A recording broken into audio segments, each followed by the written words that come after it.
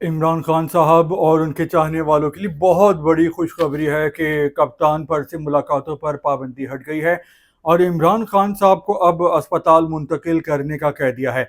अब अगला सवाल ये होना चाहिए कि इमरान खान साहब की सियासत में वापसी कब हो रही है और इमरान खान साहब वजीर आज़म कब बन रहे हैं।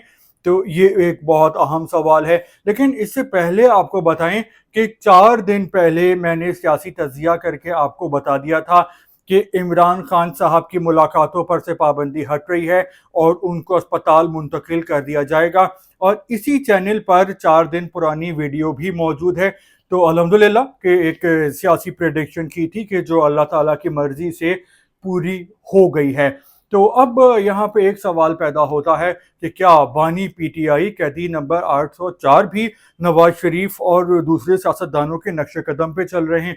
क्योंकि हुआ ये था कि जब नवाज शरीफ साहब भी इस्टेब्लिशमेंट के साथ एक पेज पे नहीं रहे थे तो नवाज शरीफ साहब को भी सज़ा हो गई थी, केसेस खुल गए थे और नवाज शरीफ साहब फिर जेल चले गए थे।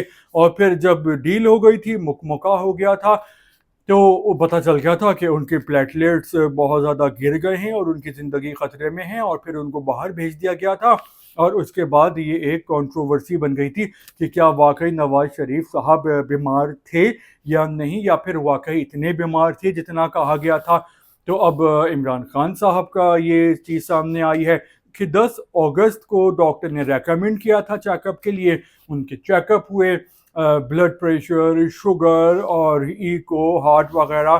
तो इमरान खान साहब को बताया गया कि बहुत ज़्यादा स्ट्रेस है, डिप्रेशन है, एंटी स्ट्रेस वो दवाएं इस्तेमाल करते हैं। ये भी बोला गया कि उनकी बेगम से उनकी ज़्यादा से ज़्यादा मुलाकात करवाई जाए ताकि उनका डिप्रेशन और स्ट्रेस कम हो। तो उसके बाद ये हुआ कि सुप्रीम कोर्ट के एक बेंच ने इस बात की समाअत की। 3 रुकनी बेंच था जिसमें जस्टिस शाहिद वहीद साहब ने कहा कि बानी पीटीआई के वाइटल ऑर्गन्स मुतासर होना शुरू हो गए हैं, जबकि जस्टिस नईम अफगान ने कहा कि पीटीआई को बानी की सेहत पर सियासत नहीं करना चाहिए। तो बिल्कुल सही कहा है, क्योंकि 15 अक्टूबर के बाद से बैरिस्टर गौहर साहब की भी मुलाकातें नहीं हुई थी इमरान खान साहब से। और वजह ये थी कि जब भी बहनें मिलती थी इमरान खान साहब से तो उसके बाद होता ये था कि वो मीडिया टॉक करती थी, इस्टेब्लिशमेंट को गालम गलोच करती थी, जिसके बाद मुलाकातों पर पाबंदी लग गई थी और मुलाकातों पर पाबंदी हट गई है। और कोर्ट ने कह दिया है कि 2 दिन के अंदर इमरान खान साहब को शिफा अस्पताल मुंतकिल किया जाए। एक प्राइवेट हॉस्पिटल का खर्चा पीटीआई वाले खुद बर्दाश्त करेंगे, यानी इमरान खान साहब की फैमिली। लेकिन अब होगा कुछ इस तरह जो मैंने आपको बताया था कि इमरान खान साहब के पास एक ही रास्ता है, या तो सारी ज़िंदगी जेल में रहें या फिर सियासत करें। और सियासत होती है मुज़ाकरात और मुफाहमत करके। तो इमरान खान साहब ने अब यही किया, क्योंकि उनको मालूम था कि वरना उनकी बाकी ज़िंदगी भी जेल में गुजरेगी। तो इमरान खान साहब ने बहुत अच्छा रास्ता चुना है, क्योंकि ये क्रिकेट का मैच नहीं है बल्कि सियासत है जिसमें शतरंज की तरह चालें चलनी पड़ती हैं। तो इमरान खान साहब ने अब एक बेहतर फैसला कर लिया है कि इस्टेब्लिशमेंट भी उनकी है, इमरान खान साहब भी पाकिस्तान के हैं, फ़ौज भी पाकिस्तान की है। तो अब होगा ये कि इमरान खान साहब को अदालत के हुक्म पे शिफा अस्पताल मुंतकिल किया जाएगा, वो वहीं रहेंगे। सितंबर के महीने में 16 सितंबर को अब अगली समाअत होगी इस केस की, जब तक इमरान खान अस्पताल में रहेंगे।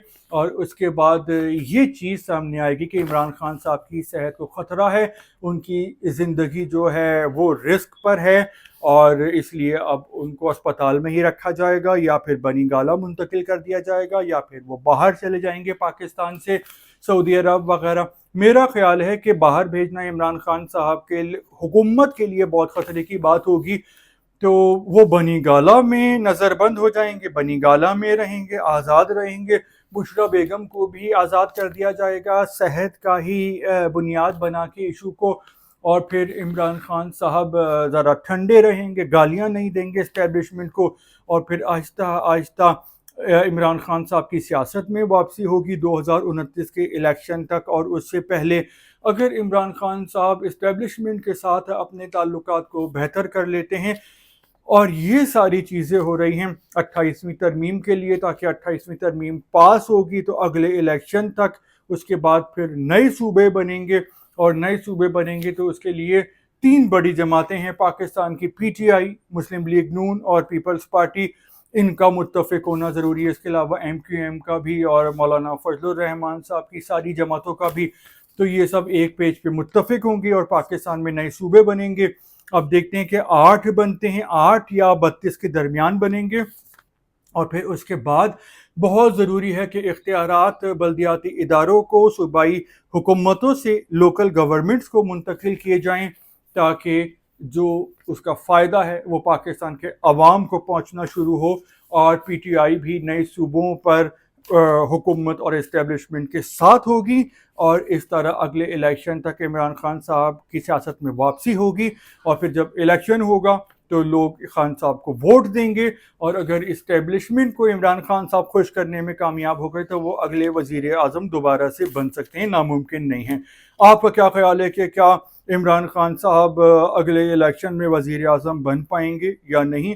اور جو کچھ میں نے سیاسی تجزیہ کیا ہے کہ یہاں سے اسپتال سے بنی گالا، اور اس کے بعد آہستہ آہستہ سیاست میں واپسی، اور گالم گلوچ بالکل بند، اور بہنوں کی ملاقات کے بعد بھی گالیاں اور میڈیا ٹاک بند، آپ اس سے اتفاق کرتے ہیں نہیں کرتے تو دل کھول کے بولیے، اور دوبارہ ملتے ہیں تھوڑی دیر بعد۔